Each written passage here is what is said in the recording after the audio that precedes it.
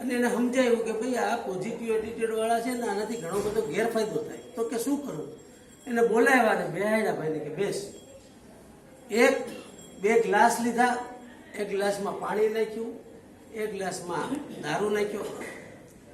તો બહારથી એક વંદો લઈ આવ્યા ને એક પાણીમાં નાખ્યો અને એક દારૂમાં. અને પાણીની અંદર વંદો હતો એ મરી જીવતો હતો, દારૂની અંદર હતો એ મરી ગયો. એ કે આમાંથી જાણવા મળ્યું, એ મીડો ઠેકડા મારવા કે આ સમજી ગયો કે હું એ કે દારૂ કે એ તો પેટના જીવડા મરી જાય.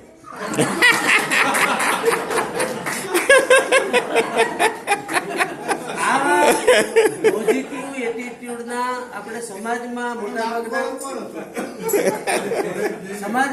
પોઝિટિવ એટીટ્યુડના દાખલાઓ આપવાવાળા, ફેસબુકની અંદર મૂકવાવાળા અને વોટ્સએપમાં પોતાના વિચારો રજૂ કરવાવાળા એ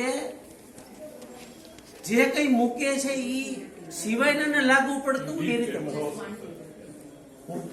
હું જે પોતે જે કંઈ તમને કહું છું એ પોતે જ છે એવું વિચાર કરતા નથી.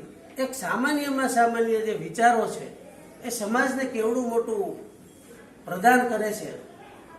લખુભાઈ પાઠક કેશોદથી 50 પાઉન્ડ લઈને ઇંગ્લેન્ડ ગયા.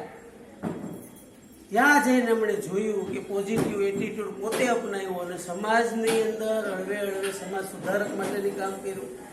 પણ હળવે હળવે પોતાનો બિઝનેસ એને ચાલુ કર્યો. આજે યુકેની અંદર આપ સૌ જાણતા છો કે લખુભાઈ પાઠકે નરસિંહરાવ વખતે 1 કરોડનો કેસ એ સંસદમાં બન્યો હતો અને એ કેસમાં આજે નરસિંહરાવે ગુજરી ગયા અને લખુભાઈ પાઠકે ગુજરી ગયા. પણ કહેવાનું એ છે કે 50 પાઉન્ડ લઈને યુકેમાં જઈ અને યુકેની અંદર એ આજે નાના પાયે ચાલુ કરેલ અથાણું આજે યુકેની અંદર 3જા નંબરના મિલિયોનર એ લખુભાઈ પાઠકનો છોકરો પાઠક પિકલ તરીકે ઓળખાય છે. આવા નાના નાના વિચારો આપણે એ સ્ટેજે આવી ગયા. મેં આપને વાત કરી હતી કે દરેક સિનિયર સિટીઝન બધું જાણે છે, પૂછવાવાળા નથી. આપણે માર્ગદર્શક મંડળની અંદર આવી ગયા છીએ ત્યારે એક સારો વિચાર એ સમાજને પણ બદલી શકે છે. આવો હું આપને એક મારો પોતાનો દાખલો આપું કે 35 વર્ષ સુધી મેં કોલેજમાં ભણાવતી વખતે ખેડૂતોનો જે મોટામાં મોટો પ્રશ્ન છે એ રોગ જીવાતનો છે. અને એ વિચાર એક સામાન્ય અમારા વિદ્યાર્થીઓને મેં ભણાવતા આપ્યો કે ભાઈ 45 દી સુધી જો બિયારણ એમાં કોઈ ઉગ્યા પછી રોગ ન થાય ને તો ખેડૂતો જીતી જાય. તમે નહીં માનો, એમાંથી એક વિદ્યાર્થી પોતાને વિચાર આવ્યો નહીં, એને પોતે એનું PhD પણ એમાં કર્યું અને સીડ કોટિંગ નું ચાલુ કર્યું નાના પાયે.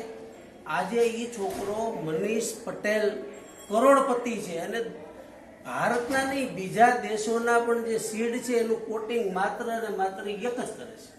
એટલે હું કઈ સમાજ સુધારક નથી, પણ નાનામાં નાનો જે વિચાર છે એ ખૂબ મોટામાં મોટું પરિવર્તન લાવી શકે છે. અગાઉ જે વાત કરી હતી કે ભાઈ આઈડિયા હોવો જોઈએ, ઓલા મરઘા જેવા આઈડિયા નહીં. એટલે સારા અર્થમાં આવા વિચારો જો રજૂ કરશો તો બધાને મજા આવશે. આભાર.